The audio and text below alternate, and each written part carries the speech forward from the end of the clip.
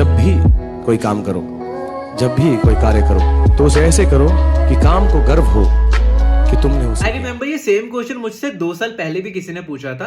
तब उनकी एज 29 थी और उन्होंने कहा था कि 22 की एज में उनकी शादी हो गई थी, जिसके कारण उन्होंने आगे जॉब नहीं की। तो अब वो जॉब करना चाहते हैं, तो उसके लिए उनको क्या क्या चीजें करनी चाहिए।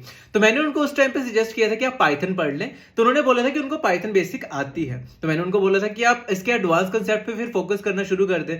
तो फिर शायद उन्होंने इसके एडवांस कंसेप्ट पढ़े थे। देन उसके अलावा मैंने उनको सजेस्ट किया था कि आप कोई एक डमी प्रोजेक्ट बना लो, और मैंने उनको ई कॉमर्स वेबसाइट बनाने को बोला था, जिसके लिए उनको कोई ना कोई फ्रेमवर्क पढ़ना था। तो मैंने उनको जेंगो सजेस्ट कर दिया था कि पाइथन और जेंगो का कॉम्बिनेशन बहुत ज्यादा डिमांड में चल रहा था 2 साल पहले। तो मैंने उनको वही चीज के बारे में बोल दिया। उसके अलावा मैंने उनको बोला कि आपको कंप्लीट वेबसाइट बनाने के लिए डेटाबेस का पार्ट भी थोड़ा बहुत अगर आता हो तो आपके लिए ही प्लस पॉइंट होगा।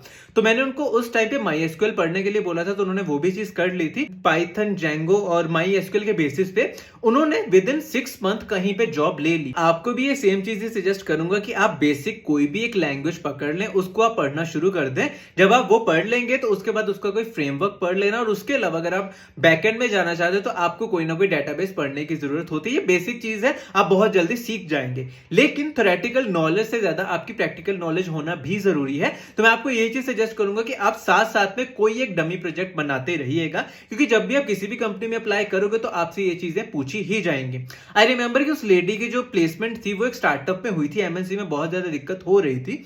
तो आपको भी मैं सेम चीज सजेस्ट करूंगा कि आप एमएनसी से ज्यादा फोकस स्टार्टअप में कीजिएगा, क्योंकि स्टार्टअप पे इतने ज्यादा गैप्स को भी कंसीडर बहुत इजीली कर लिया जाता है। एमएनसी में थोड़ी बहुत दिक्कत होती है।